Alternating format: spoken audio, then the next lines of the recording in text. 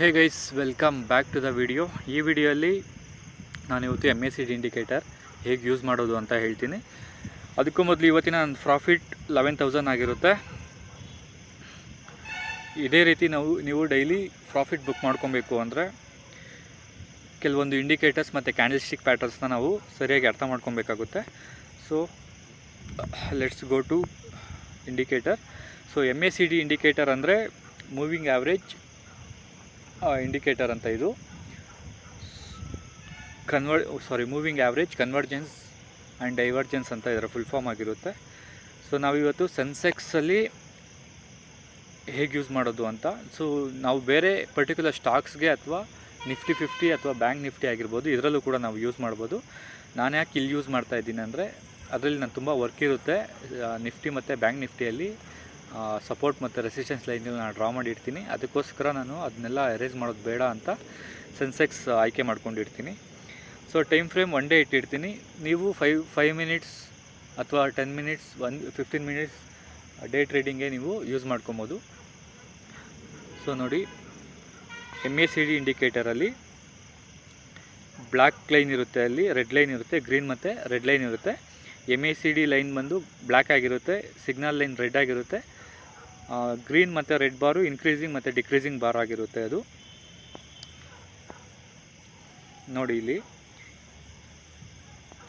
ಈ ಲೈನ್ ಇದೆಯಲ್ಲ, ಈ ಬ್ಲ್ಯಾಕ್ ಲೈನ್ ಇದು MACD ಲೈನ್.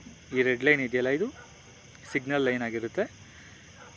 ಇಲ್ಲಿ 0 ಲೈನ್ ಇದೆಯಲ್ಲ, ಇದು ಬೇಸ್ ಲೈನ್ ಅಂತ ಕರಿತೀವಿ. ಈ 0 ಲೈನ್ನ ಇಲ್ಲಿ ಕಾಣಿಸ್ತಾ ಇದೆಯಲ್ಲ, ಇದು 0 ಲೈನ್ ಆಗಿರುತ್ತೆ, ಬೇಸ್ ಲೈನ್ ಆಗಿರುತ್ತೆ. ಸೊ ಇದು ಇನ್ಕ್ರೀಸಿಂಗ್ ಬಾರ್ಸ್. ಈ ಗ್ರೀನ್ ಬಾರ್ ಇದೆಯಲ್ಲ, ಇನ್ಕ್ರೀಸಿಂಗ್ ಬಾರ್ಸ್. ಇದು ರೆಡ್ ಲೈನ್ಸ್ ಇರೋದು ಡಿಕ್ರೀಸಿಂಗ್ ಬಾರ್ಸ್.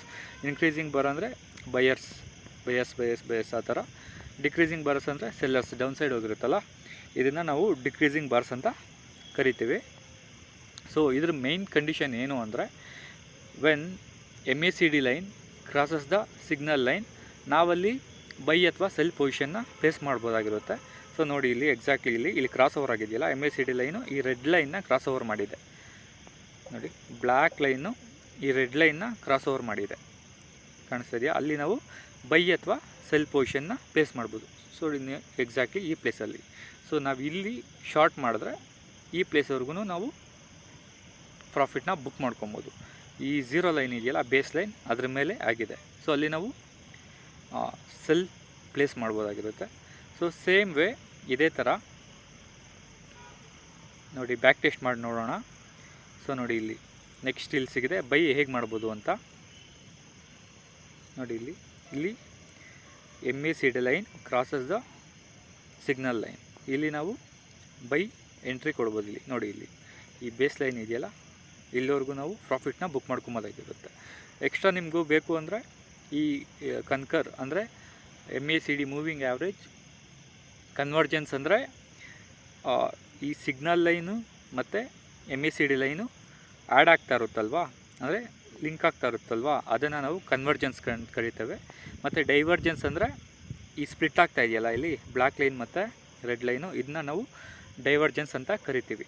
ಸೊ ನೋಡಿ, ಇಲ್ಲಿ ಈ 0 ಲೈನ್ ಹತ್ರ ವಾಲ್ಯೂಮು ಮೇಲ್ಗಡೆ ಹೋಗಿರುತ್ತೆ, ಮತ್ತು ಇಲ್ಲಿ ಕ್ರಾಸ್ ಓವರ್ ಆಗಿರುತ್ತೆ, ಮತ್ತು ಇಲ್ಲಿ we can observe the candle sticks, bullish engulfing candle stick ಇಲ್ಲಿ ಫಾರ್ಮ್ ಆಗಿದೆ. ಸೊ ನಾವಿಲ್ಲಿ ಬೈ ಎಂಟ್ರಿ ನಾವು ಆರಾಮ್ಸೆ ನಾವು ತೊಗೊಬೋದು, ಮತ್ತು ಪ್ರಾಫಿಟ್ ಕೂಡ ನಾವು ಬುಕ್ ಮಾಡ್ಕೊಬೋದಾಗಿರುತ್ತೆ.